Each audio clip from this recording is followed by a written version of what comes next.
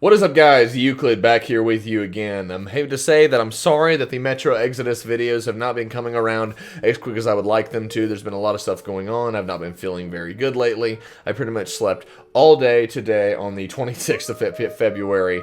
I guess my body just needed to play some catching up. But today, because we like to do these in-between videos, more in the aspect of the Chernobylite game that was announced a few weeks ago with the upcoming channel that they made. And they have a few other videos I'd like to go over. Today, we're going to do a quick few minutes to go over their making of one video. So there should be several making of videos, but in this case, it is the Chernobyl scanning introduction. We're going to go ahead. For those of you that like these videos, feel free to let me know. But for now, Chernobylite, this is a game I want to follow, and a game I hopefully eventually plan to cover and play through, so let's go ahead and check it out.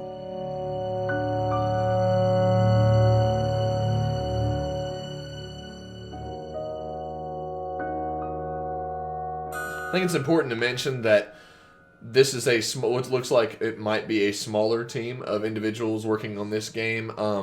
But the Farm 51, I called them the Farm previously in my video, but it's the Farm 51 to clarify.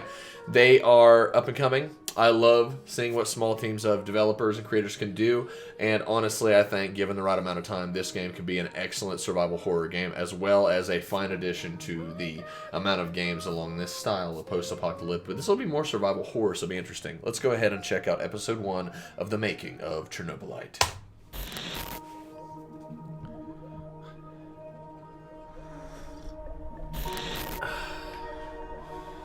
We are making a survival horror game about Chernobyl, and to do it right, we need to make the game world as realistic as possible. So, we are using a 3D scanning technology that we have been developing for the last 5 years. And recently we are traveling to Chernobyl quite often to capture all the data we need to make the game's locations. I want to do that too. Staramy się odzorować najciekawsze miejsca w strefie wykluczenia wokół czarnobylskiej elektrowni jądrowej, najbardziej atrakcyjne wizualnie i próbujemy zrobić to jak najwierniej, dlatego używamy fotogrammetrii. Michael, the art chief.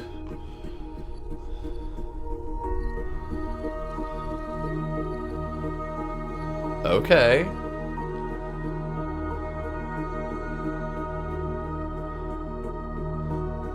Do Czarnobyla przyjechałam już po raz kolejny, żeby zebrać jeszcze więcej materiału do naszej kolejnej gry. Właśnie po to, żebyście mogli poczuć chociaż odrobinę tego, co my czujemy, kiedy przyjeżdżamy tutaj za każdym razem.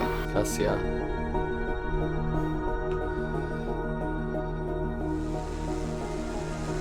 Accurate recreation of the ghost town of Pripyat is a very important element of our game. To do so, we perform dozen precise photogrammetric drone scans, thanks to which we are able to recreate whole buildings in the highest quality possible.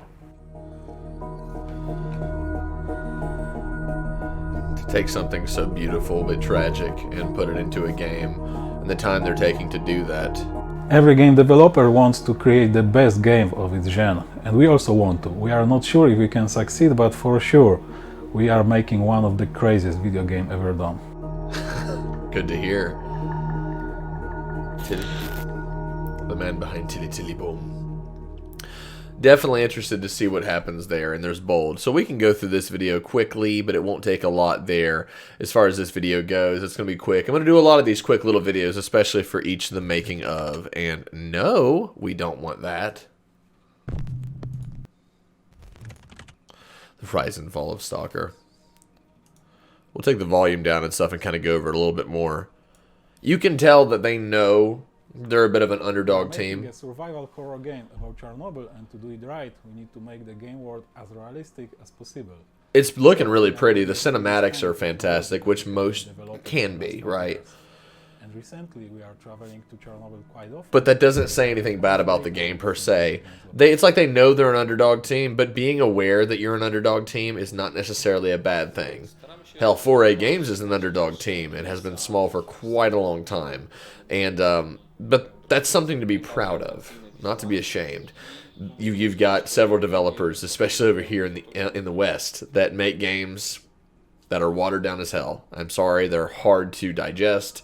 It's hard to believe that in 2 years a team as large as some of the developers from this side of the world, really any side of the world, but a lot of AAA developers just produce as many games as they can per every 2 to 3 years.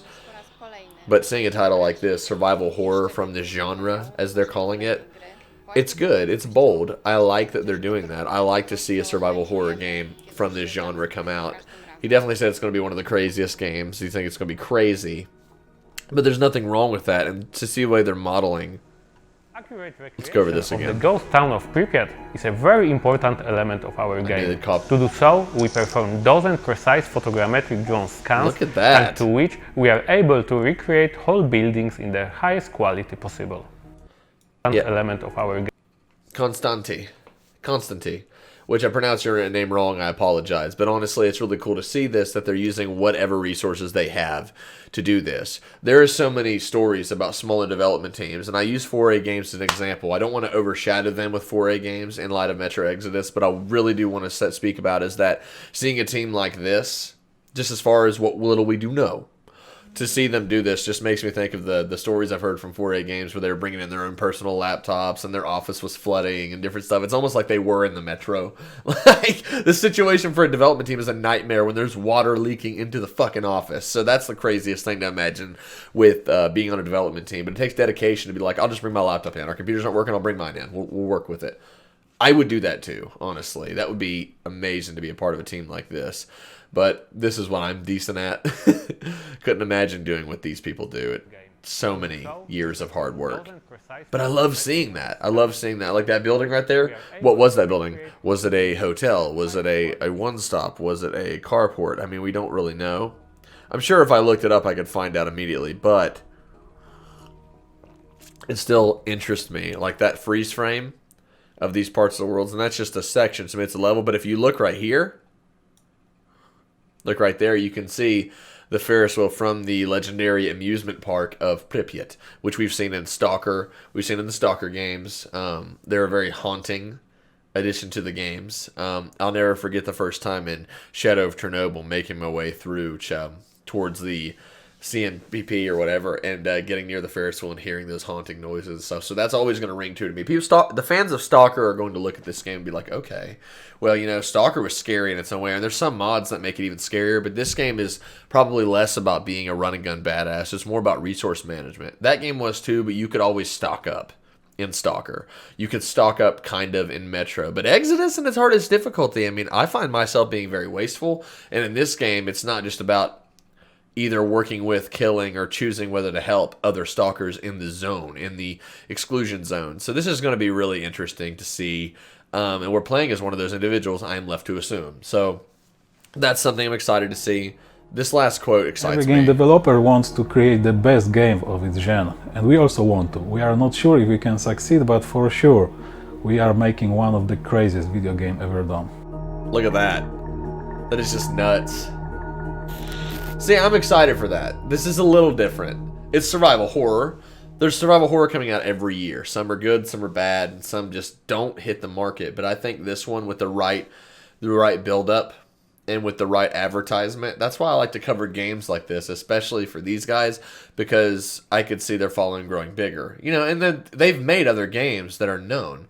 I just think that, you know, to cover a smaller team like this as it's first coming out, I want to stay with them as they grow, per se, because I would love to see a survival horror game in this genre be very successful. So that was the first part, episode 1, to the making of Chernobylite, and that was about the Chernobyl scanning introduction. So that's just about how they're categorizing and getting pictures and recording and getting physical evidence and then transferring it over to a 3D world to make it virtual and make it a part of their game. So I find that really interesting, and I really love to follow up on that. And hopefully, if I know that that's a lot to ask, but I hope you guys do a making of bonus disc or something, because that's something I miss from my younger days. I'll never forget the first time I opened Halo 2 Limited Edition, and there was a making of documentary. It was over an hour and something long. Oh my god.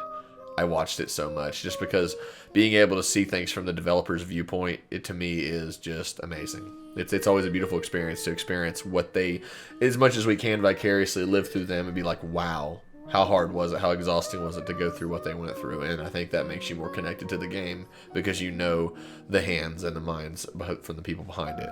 So that's why I'm going to continue covering Chernobylite.